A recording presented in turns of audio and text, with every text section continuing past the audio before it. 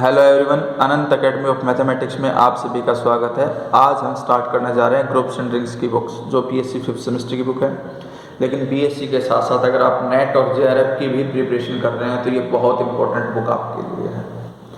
अगर आपने अभी तक मेरा चैनल सब्सक्राइब नहीं किया है तो पहले आप उसे सब्सक्राइब कीजिए, ताकि आप ग्रेजुएशन लेवल के साथ साथ और भी कॉम्पिटिटिव एग्ज़ाम्स प्रिपरेशन कर रहे हैं तो उन सब के लिए आपको यूज़फुल वीडियोज़ यहाँ मिलेंगी। ठीक है। अब इसमें जो सबसे पहली जो चीज़ आती है वो आती है बाइनरी ऑपरेशन। अब बाइनरी ऑपरेशन होता क्या है वो देखिए, मान लो ये स्टार है such that G cross G to G, जहाँ पर G कोई नॉन एम्प्टी सेट है। अब इसके एलिमेंट लेता हूँ मैं, दो एलिमेंट A और B जो G से बिलोंग करते हैं, और एम्प्लॉय करके A बाइनरी B भी सोल्व होकर के G से बिलोंग करे, यानी कि A और B के बीच में ऑपरेशन लगा। ऑपरेशन लग करके कुछ एलिमेंट आएगा, वो एलिमेंट भी अगर सेट से ही बिलोंग करता है तब हम कहेंगे कि जो ये बाइनरी है, मतलब इसको कहेंगे बाइनरी ऑपरेशन एप्लीकेबल है। अब आपके पास 5 प्रॉपर्टीज आती हैं। पहली प्रॉपर्टी आती है क्लोजर। क्लोजर में यही है कि भाई A और B अगर दो एलिमेंट G में है, एम्प्लॉय करके A बाइनरी B, यानी कि जो भी ऑपरेशन आपको गिवन है, चाहे वो प्लस हो, माइनस हो, एडिशन हो, मल्टीप्लिकेशन हो, वो अगर सोल्व करके आपको एक नया एलिमेंट दे दे C, और वो भी किससे बिलोंग कर जाए, G से, तब हम कहेंगे कि G is closed with respect to binary. फिर दूसरी प्रॉपर्टी होती है एसोसिएटिविटी की।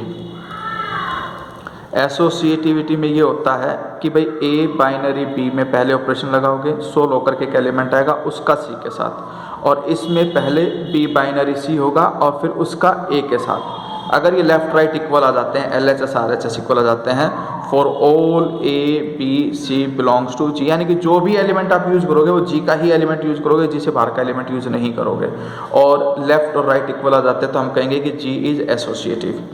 Third condition, existence of identity. Identity में ये होता है कि for all A belongs to G there exist an element E belongs to G such that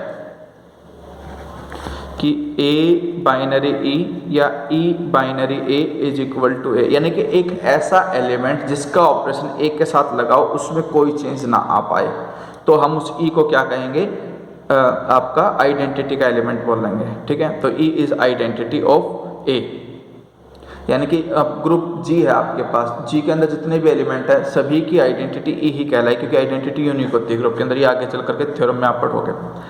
इसके बाद जैसे कि आपको पास मान लो अंडर एडिशन दे रखा है, तो एडिशन में आपके पास 0 आइडेंटिटी होगी, और अगर मल्टीप्लिकेशन है तो आपके पास 1 जो है वो मल्टीप्लिकेटिव आइडेंटिटी कहलाएगी। ये एडिटिव आइडेंटिटी कहलाती है,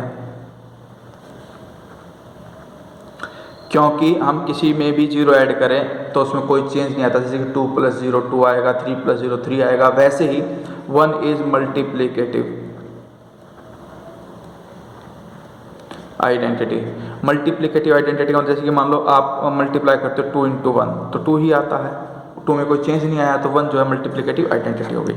इसके बाद फोर्थ जो पोजीशन आती है वो आती है एग्जिस्टेंस ऑफ इनवर्स।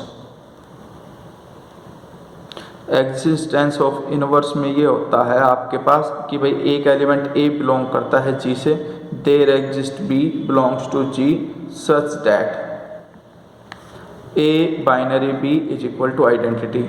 ठीक है, या B binary A is equal to identity, then B is called inverse of A। तो जो B है वो इनवर्स होगा A का।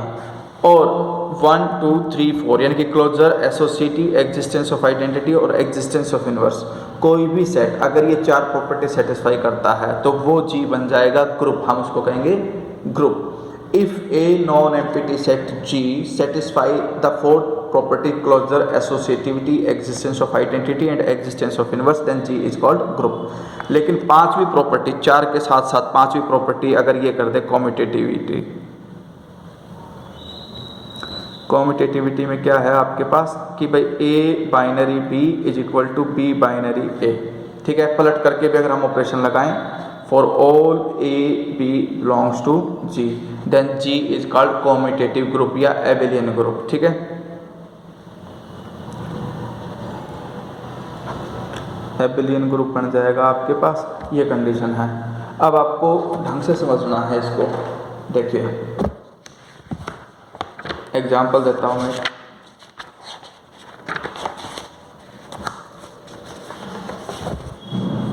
Show that the set of all integers is an abelian group with respect to addition.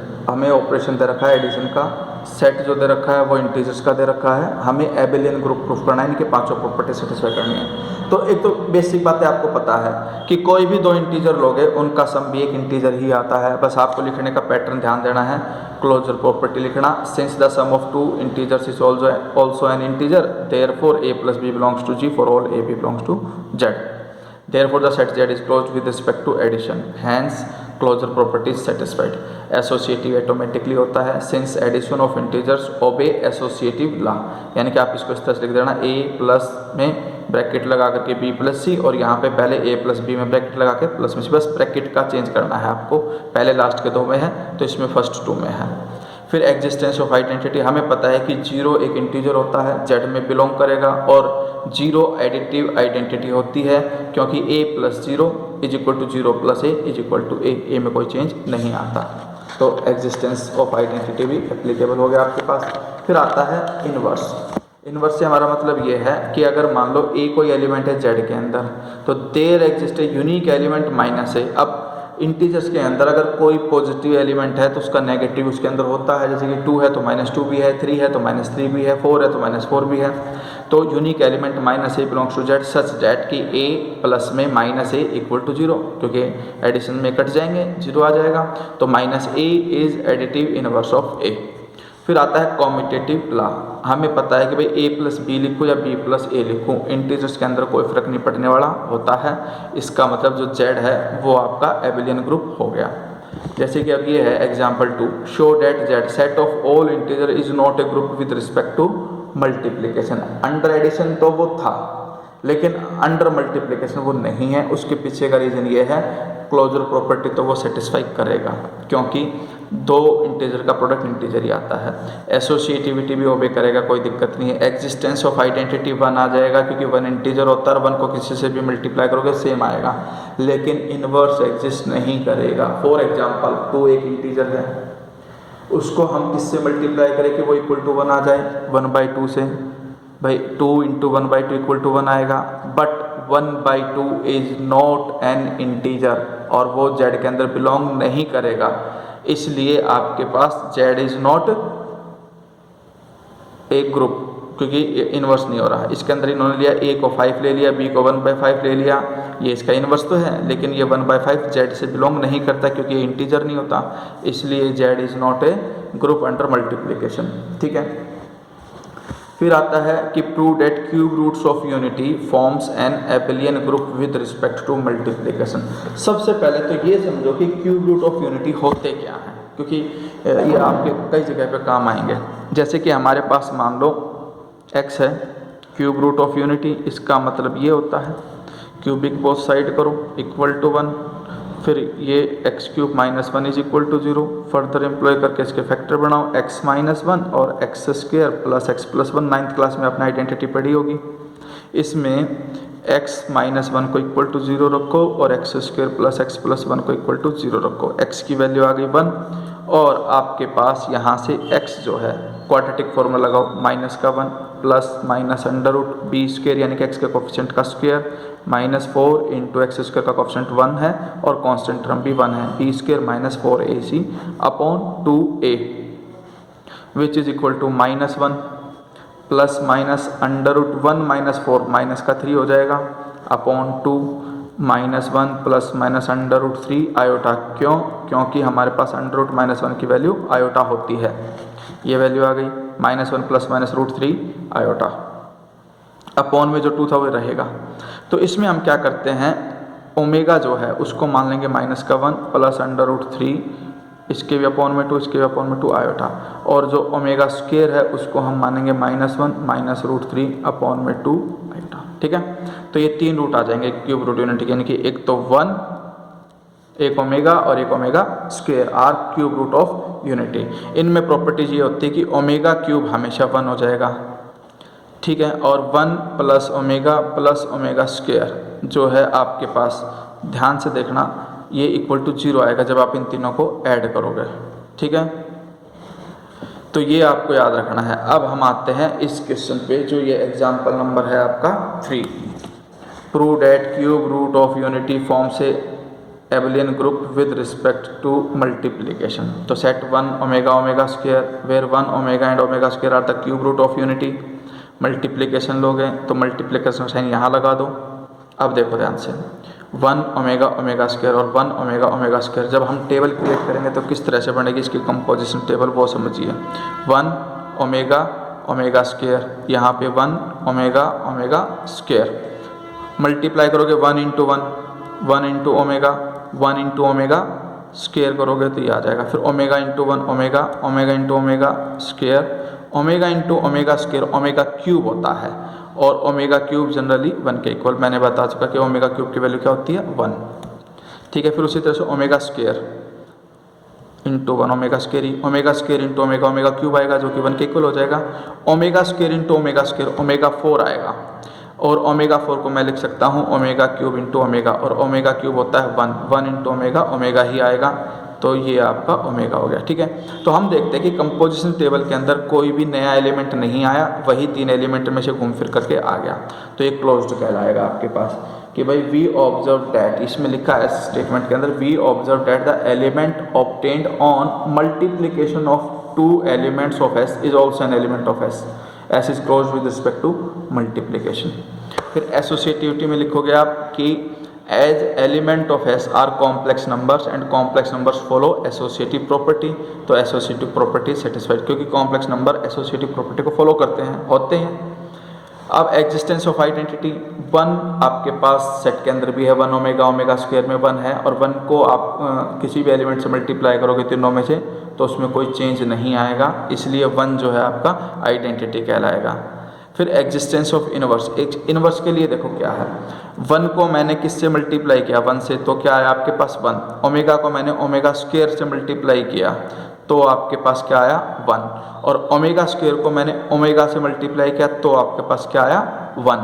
यानी कि हम ये देखेंगे कि इन तीनों एलिमेंट को किससे मल्टीप्लाई करने पर आइडेंटिटी 1 आती है, तो 1 का इन्वर्स तो 1 हो गया, ओमेगा का इन्वर्स ओमेगा स्क्वायर हो गया, क्योंकि ओमेगा और ओमेगा स्क्वायर ओमेगा क्यूब होता है, और ओमेगा क्यूब 1 की 1 है, तो इसीलिए omega square is inverse of omega, and omega square का जो इन्वर्स है वो ओमेगा होगा, omega is inverse of omega square. तो इस तरह से 4 प्रॉपर्टी तो सेटिस्फाई हो गई, तो ये आपका ग्रुप तो बन गया। अब हमारे पास जो कंडीशन आती है कॉम्यूटेटिविटी, उसके लिए आप क्या करोगे, इस टेबल को देखो, फर्स्ट रो में 1 है, फिर ओमेगा स्क्वायर, फिर फर्स्ट कॉलम को देखो 1 ओमेगा स्क्वायर, यानी कि करस्पॉन्डिंग एलिमेंट ऑफ कॉलम्स के इक्वल है, तो each row is equivalent to its corresponding column.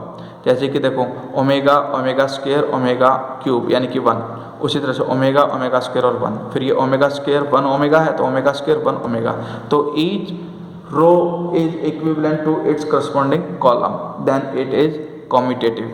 तो आपके पास जो G है वो कॉम्यूटेटिव ग्रुप बन जाएगा। इसके बाद हम आते हैं एग्जाम्पल नंबर 4 पे। M3 denote the set of all 3x3 non-singular matrices, show that it is a group but not an abelian group with respect to matrix multiplication। तो मैट्रिक्स मल्टीप्लिकेशन में सिंपल सी बात है, देखो क्लोजर वो होगा क्योंकि same order की 2 matrix हैं तो उनका प्रोडक्ट मैट्रिक्स ही आता है, एसोसिएटिव होते हैं। एग्जिस्टेंस ऑफ आइडेंटिटी आपको पता है कि जो अगर A आपका 3x3 ऑर्डर का मैट्रिक्स है तो एक आइडेंटिटी जो है 3x3 ऑर्डर की आइडेंटिटी लोगे, उसको मल्टीप्लाई करोगे मैट्रिक्स से तो कोई चेंज नहीं आता, तो आपके पास एग्जिस्टेंस ऑफ आइडेंटिटी भी है। इनवर्स, जब भी कभी भी आपके पास नॉन सिंगुलर आ जाता है, A B A non singular 3x3, वो क्वेश्चन में ही हमें गिवन है कि भाई नॉन सिंगुलर मैट्रिक्स, और हमें पता है मैट्रिक्स की प्रॉपर्टी से कि कोई भी मैट्रिक्स अगर नॉन सिंगुलर है तो उसका इनवर्स एग्जिस्ट करता है, तो हम उसको डिनोट करेंगे ए इनवर्स, और वो जो इनवर्स आता है वो भी 3x3 का ही होगा, इसलिए वो M3 से बिलोंग करेगा, तो इनवर्स भी एग्जिस्ट कर गया। लेकिन कॉम्यूटेटिव नहीं होता क्योंकि मैट्रिक्स के अंदर A B का प्रोडक्ट जो आता है वो इक्वल नहीं होता B और A के, ठीक है। ये चीज़ है। सेम टू सेम ये है कि भाई जी ए 0 0 करके A B A non zero real number show that G is a commutative group under multiplication. अब हमें जी को commutative group under multiplication show करना है। तो क्लोजर प्रॉपर्टी क्या कहती है, दो एलिमेंट लेकर के चलो, दोनों का प्रोडक्ट करो, क्योंकि अंडर प्रोडक्ट ही लेकर चला मैट्रिक्स मल्टीप्लिकेशन। हमने क्या किया, इन दोनों का प्रोडक्ट करके देखा। हमने प्रोडक्ट किया तो देखो a into B, A B बाकी सारे एलिमेंट वैसे जीरो आएंगे, उसी फॉर्म का आ गया जिस फॉर्म के मैट्रिक्स था कि भाई यहाँ पे एक एलिमेंट होगा बाकी सारे जीरो होंगे, तो जी से बिलोंग कर गया। एसोसिएटिव ऑटोमेटिक होता है क्योंकि matrix multiplication is associative. Identity इसके अंदर जो आएगी वो ये आएगी कि 1 0 0 0, क्योंकि अगर इसको मैं इससे मल्टीप्लाई करूँगा ई और ए करूँ या ए और ई करूँ उसमें कोई चेंज नहीं आने वाला, तो ये इसका आइडेंटिटी होगा। एग्जिस्टेंस ऑफ इनवर्स, इनवर्स निकालने के लिए हम यहाँ पर बी 1/a ले लेंगे, क्योंकि देखो ए और बी को मल्टीप्लाई करोगे, ध्यान रखना ए नॉन जीरो है तो 1/a भी नॉन जीरो एलिमेंट होगा, क्योंकि बाकी तीन तो जीरो हैं ही, ए हमें नॉन जीरो एलिमेंट गिवन है क्वेश्चन के अंदर, तो उसका रेसिप्रोकल जो है 1/a वो भी नॉन जीरो होगा। अब ए बी को मल्टीप्लाई करके देखो, a इंटू 1/a 1 आ जाएगा, यानी कि आइडेंटिटी मैट्रिक्स के इक्वल आ गया। ध्यान रखना यहाँ पर आइडेंटिटी मैट्रिक्स का मतलब वो नहीं है, ये आइडेंटिटी एलिमेंट है जो ग्रुप जी दे रखा है, तो इसीलिए इसको कैपिटल ई से डिनोट कर रखा है और आई से डिनोट करते हैं, तो जो जनरल मैट्रिक्स होती है आइडेंटिटी 1 0 0 1 करके, वो नहीं है ये। फिर ए बी भी आइडेंटिटी आया ई, और बी ए बी ई के इक्वल आ गया, तो इसका मतलब एग्जिस्टेंस ऑफ इनवर्स हो गया बी इज इनवर्स ऑफ ए। अब कॉम्यूटेटिविटी देखते हैं, अगर मैं ए को बी से मल्टीप्लाई करता हूँ तो देखो ए बी वही आया, बी ए करूँगा तो भी ए बी ही आएगा यहाँ पे, तो इसका मतलब इस केस के अंदर ये कॉम्यूटेटिव ग्रुप बनेगा, यानी कि एबेलियन ग्रुप बनेगा। एग्जाम्पल 6 में क्या है, show that form an infinite abelian group with respect to multiplication. इसमें number of element are infinite, इसीलिए इसने इनफाइनाइट बोला है। एबेलियन ग्रुप प्रूफ करने के लिए विद रिस्पेक्ट टू मल्टीप्लिकेशन के साथ तो हमें क्या करना पड़ेगा, वो 5 प्रॉपर्टी सेटिस्फाई करनी पड़ेंगी। उसके लिए देखो क्या है, पहले तो जी हमें दे दिया इस टाइप का, जहाँ पर ए की कोई इंटीग्रल पावर है, तो X Y Z are elements of G, then x is equal to A की power m, y is equal to A की power n, z is equal to A की power p, where m and p belongs to z। यानी कि अगर कोई भी element में g के अंदर लेकर चलो तो वो a की पावर का मिलेगा मुझे। Closure property x dot Y is equal to A M dot A N, यानी कि मल्टीप्लिकेशन किया मैंने x और y को, तो a की पावर m, x की वैल्यू a की पावर n, मल्टीप्लाई करने पे बेस सेम हो तो पावर ऐड हो जाती है। m और n इंटीजर है तो m प्लस n भी इंटीजर हो गया, यानी कि a की पावर इंटीजर आ गया, इंटीजर आने का मतलब वो बिलोंग करेगा g से, तो क्लोज्ड हो गया। एसोसिएटिविटी में आप कर सकते हो भाई x dot Y dot Z, X dot Y किया पहले, फिर बाद में इसको कर दिया, फिर आपकी बार इन्होंने ब्रैकेट बदल दी, क्योंकि हमें पता है कि इंटीजर के अंदर वो एसोसिएटिव होता है अंडर एडिशन, तो m को पहले छोड़ दो, n प्लस p बाद में ले जाओ, फिर इसको अलग अलग ब्रेक करके आप देखोगे कि ब्रैकेट पहले थी अब बाद में चली गई, तो एसोसिएटिव हो गया। एग्जिस्टेंस ऑफ आइडेंटिटी के अंदर 1 ले सकता हूँ मैं, क्योंकि 1 जो होता है वो a की पावर 0 होता है और 0 एक इंटीजर होता है, और 1 हमें जो सेट गिवन है उसके अंदर भी वो बिलोंग करके दिखा रखा है, तो 1 से मल्टीप्लाई करूँगा a की पावर m को, तो वो a की पावर m ही आएगा। For all m belongs to z, 1 is identity of g। फिर एग्जिस्टेंस ऑफ इनवर्स, हमें पता है कि अगर a की पावर m इसके अंदर है तो उसका नेगेटिव भी साथ साथ देखो a है, इनवर्स भी है, ए स्क्वायर है तो a की -2 भी है, a3 है तो a की -3 भी है, तो am होगा तो a की पावर -m भी इसके अंदर बिलोंग करेगा। अब x कोई एलिमेंट है g का, there exist unique element 1/x belongs to g such that x into 1/x, यानी कि am into 1/am is equal to 1, क्योंकि आइडेंटिटी 1 है, प्रोडक्ट करने पे आइडेंटिटी आ गया, तो 1/a की पावर m, यानी कि a की power -m belongs to z is called inverse of a की पावर m। फिर कॉम्यूटेटिविटी में भी कोई समस्या नहीं है, x डॉट वाई, एक्स की वैल्यू रखी, y की वैल्यू रखी, a की पावर m प्लस n को मैं n प्लस m लिख सकता हूँ, ये a की n इंटू a की m लिख सकता हूँ, ये y हो गया, ये x हो गया, X Y is equal to Y X, therefore g is commutative group या एबेलियन ग्रुप हो गया आपके पास, क्योंकि पांचों प्रॉपर्टी सेटिस्फाई हो गई। इसके बाद हमारे पास आता है ये,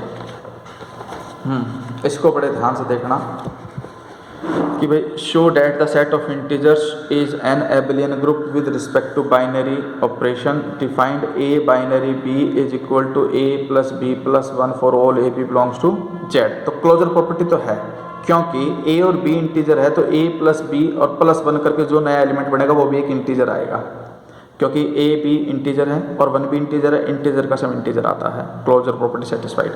एसोसिएटिविटी भी होगी। एसोसिएटिविटी के लिए देखो हमारे पास पहले तो ऑपरेशन ये दे रखा है कि ए प्लस बी प्लस 1, तो A binary B binary C is equal to A plus B plus 1 binary C, यानी कि इस बाइनरी को सोल्व किया तो ये कंडीशन आ गई। अब एक ही एलिमेंट हो गया, एक ही, इन दोनों का ऐड करोगे तो ए प्लस बी प्लस 1 प्लस सी और प्लस 1 एक्स्ट्रा हम लगाते हैं ऑपरेशन के अकॉर्डिंग, तो ये आ गया A plus B plus C plus 2, ये एक इक्वेशन।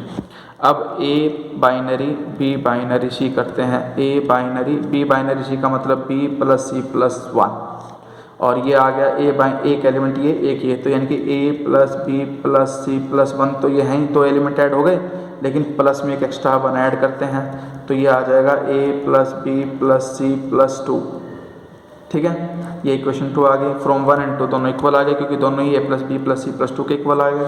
एसोसिएटिव हो गया।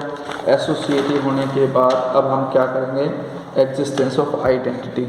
आइडेंटिटी के लिए देखो क्या करना है, अगर मान लो ए कोई एलिमेंट है जो सेट जेड से बिलोंग करता है, ई कोई एलिमेंट है, आइडेंटिटी हमने मान लिया कि भाई इफ ई इज आइडेंटिटी,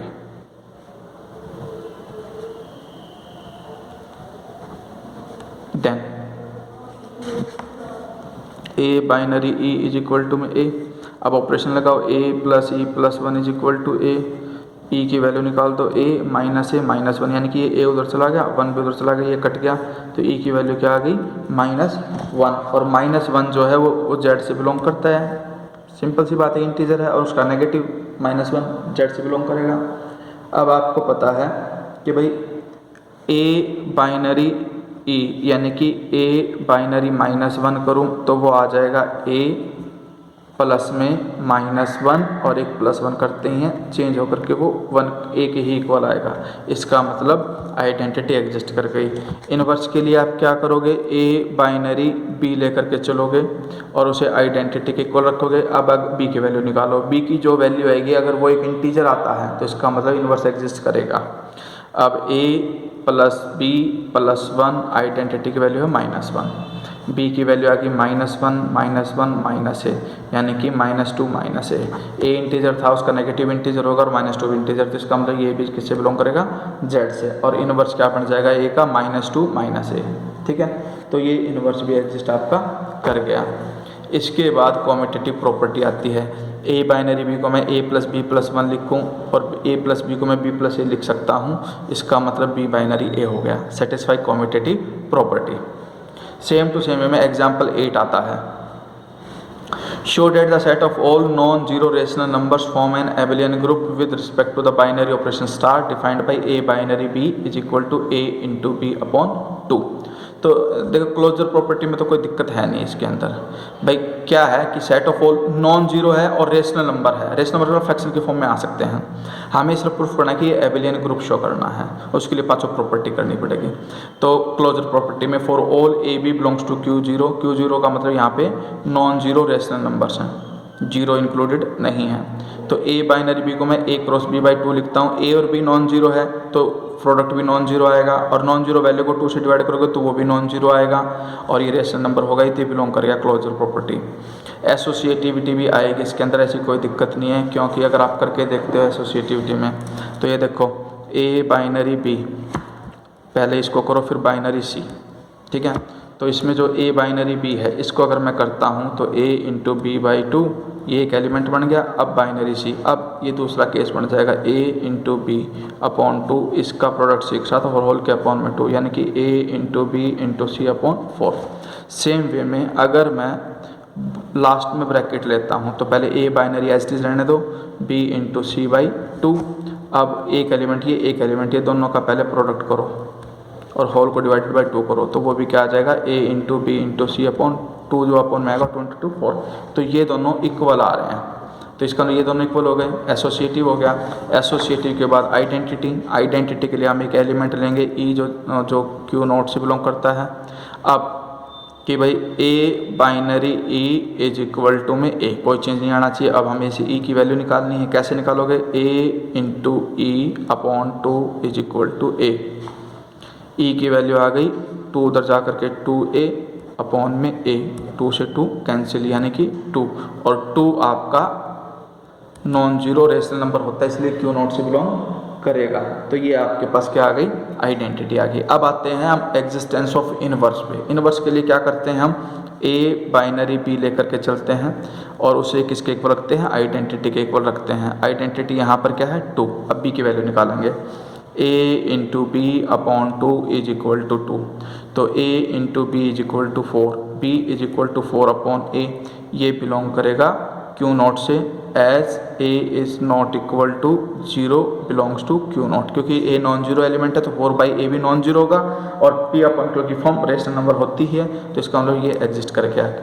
अब अगर आप करके भी देखोगे, देखो a बाइनरी b, अब देखो a इंटू बी बाई 2, अब a इंटू बी की वैल्यू 4/a अपॉन 2, a से a कैंसिल, 4/2, 2 से 2 यानी कि 2 आ गया, और 2 हमारे पास क्या निकला था, आइडेंटिटी, तो therefore B is inverse of A।